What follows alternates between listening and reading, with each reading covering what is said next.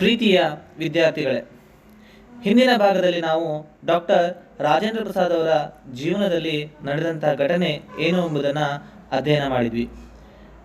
ಇವತ್ತು ನಾವು ಡಾಕ್ಟರ್ ಜಾಕಿರ್ ಹುಸೇನರ ಜೀವನದಲ್ಲಿ ನಡೆದ ಘಟನೆ ಏನು ಎಂಬುದನ್ನು ತಿಳಿದುಕೊಳ್ಳೋಣ. ಯಾರಪ್ಪ ಈ ಜಾಕಿರ್ ಹುಸೇನ್ ಅಂದರೆ, ಭಾರತ ದೇಶದ ಶಿಕ್ಷಣದ ಅಭಿವೃದ್ಧಿ ಹಾಗೂ ಸುಧಾರಣೆಗೆ ಕುರಿತಾದಂತಹ ಹಲವಾರು ಪುಸ್ತಕಗಳನ್ನು ಬರೆದಿರುವಂತಹ ಮಹಾನ್ ವ್ಯಕ್ತಿ ಡಾಕ್ಟರ್ ಜಾಕಿರ್ ಹುಸೇನ್.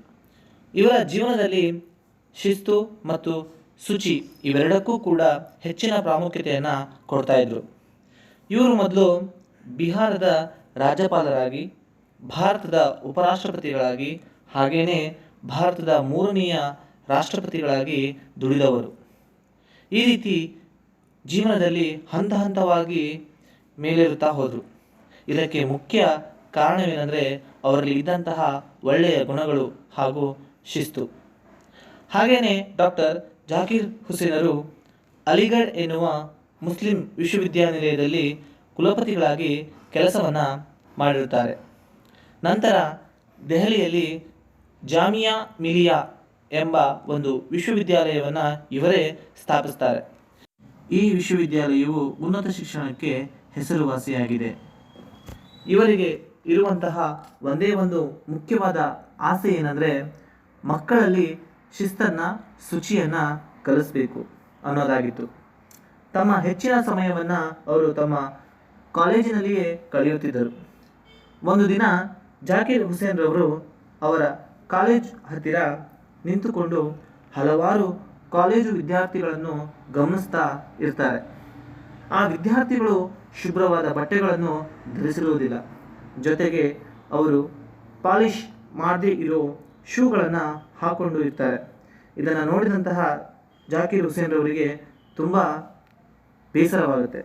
ವಿದ್ಯಾರ್ಥಿಗಳು ಈ ರೀತಿ ಅಶುಚಿಯಿಂದ ಕಾಲೇಜಿಗೆ ಬರ್ತಾ ಇದ್ದಾರೆ, ಶಿಸ್ತಿಗೆ ಭಂಗವಾಗ್ತಿದೆ ಅಂತೇಳಿ ಅವರು ಅಭಿಪ್ರಾಯ ಪಡ್ತಾರೆ. ಭಂಗ ಅಂತಂದರೆ ಸೋಲು. ಡಾಕ್ಟರ್ ಜಾಕಿರ್ ಹುಸೇನ್ರು ವಿದ್ಯಾರ್ಥಿಗಳಿಗೆ ಹೇಗಾದರೂ ಬುದ್ಧಿ ಕಲಿಸ್ಬೇಕು ಅಂತ ಒಂದು ಉಪಾಯವನ್ನು ಮಾಡ್ತಾರೆ. ಏನದು ಅಂದರೆ, ಮರುದಿನ ಜಾಕಿರ್ ಹುಸೇನ್ರವರು ಸ್ವತಃ ಬೂಟ್ ಪಾಲಿಷ್ ಮಾಡುವವರ ವೇಷ ಹಾಕೊಂಡ್ರು. ನೋಡಿ, ರಾಷ್ಟ್ರಪತಿಗಳಾಗಿದ್ದವರು, ಉಪರಾಷ್ಟ್ರಪತಿಗಳಾಗಿದ್ದವರು ಬೂಟ್ ಪಾಲಿಷ್ ಮಾಡುವವನ ವೇಷ ಹಾಕ್ಕೊಂಡು ಕಾಲೇಜಿನ ಪ್ರವೇಶ ದ್ವಾರದ ಹತ್ರ ಕೂತ್ಕೊಂಡ್ರು. ಪ್ರವೇಶ ದ್ವಾರ ಅಂತಂದರೆ ಕಾಲೇಜಿಗೆ ಒಳ ಹೋಗುವಂತಹ ಮುಖ್ಯ ದ್ವಾರ. ಕೂತ್ಕೋತಾರೆ. ಯಾವ ವಿದ್ಯಾರ್ಥಿಗಳು ಪಾಲಿಷ್ ಮಾಡದೇ ಇರೋ ಶೂನ ಹಾಕ್ಕೊಂಡು ಬರ್ತಿದ್ರೋ ಆ ವಿದ್ಯಾರ್ಥಿಗಳೊಂದಿಬ್ಬರಿಗೆ ಪಾಲಿಷ್ ಕೂಡ ಮಾಡಿ ಆಗಿತ್ತಂತೆ.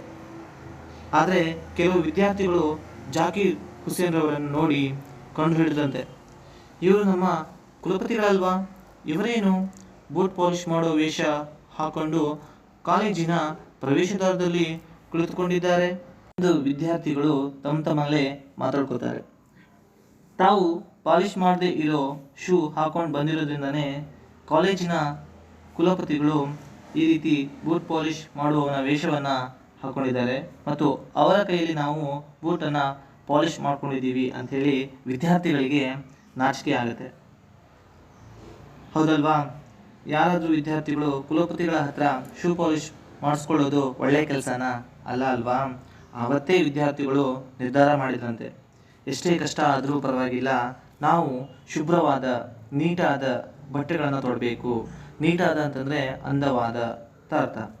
ಹೀಗೆ ಶುಭ್ರವಾದ ಬಟ್ಟೆಗಳ ಜೊತೆಗೆ ಪಾಲಿಷ್ ಮಾಡಿರುವಂತಹ ಶೂಗಳನ್ನು ಹಾಕ್ಕೊಂಡು ಬರಬೇಕು ಅಂಥೇಳಿ ವಿದ್ಯಾರ್ಥಿಗಳು ನಿರ್ಧಾರ ಮಾಡಿದ್ರಂತೆ.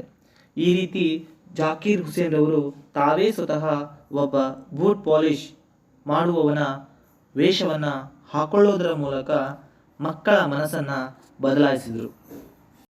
ಮಕ್ಕಳೇ, ನಾವು ಹಿಂದಿನ ಭಾಗದಲ್ಲಿ ಮತ್ತು ಈ ಭಾಗದಲ್ಲಿ ಒಟ್ಟು 2 ಘಟನೆಗಳನ್ನು ಅಧ್ಯಯನ ಮಾಡಿದ್ವಿ. ಈ 2 ಘಟನೆಗಳು ನಮ್ಮ ಜೀವನಕ್ಕೆ ತುಂಬ ಪೂರಕವಾಗಿವೆ. ಈ 2 ಘಟನೆಗಳಿಂದ ನಾವು ತಿಳ್ಕೋಬೇಕಾದಂತಹ ಅಂಶ ಏನಂತಂದರೆ, ನಮ್ಮ ಜೀವನದಲ್ಲಿ ನಾವು ಶಿಸ್ತನ್ನು ಬೆಳೆಸ್ಕೋಬೇಕು, ಹಾಗೆಯೇ ಶುಭ್ರವಾಗಿರಬೇಕು, ತಾಳ್ಮೆಯಿಂದಿರಬೇಕು, ಸಮಯ ಪ್ರಜ್ಞೆಯಿಂದಿರಬೇಕು. ಇವೆಲ್ಲ ಅಂಶಗಳು ಯಾರಲ್ಲಿ ಇರುತ್ತೋ ಅವರು ಖಂಡಿತವಾಗಿ ಒಬ್ಬ ಉತ್ತಮ ವ್ಯಕ್ತಿ ಆಗ್ತಾನೆ, ಉನ್ನತ ಸ್ಥಾನಕ್ಕೆ ಏರ್ತಾನೆ. ಮಕ್ಕಳೇ, ನೀವು ಕೂಡ ಈ ಎಲ್ಲ ಗುಣಗಳನ್ನು ನಿಮ್ಮ ಜೀವನದಲ್ಲಿ ಅಳವಡಿಸಿಕೊಂಡು ಯಶಸ್ಸನ್ನು ಸಾಧಿಸಿ. ಧನ್ಯವಾದಗಳು.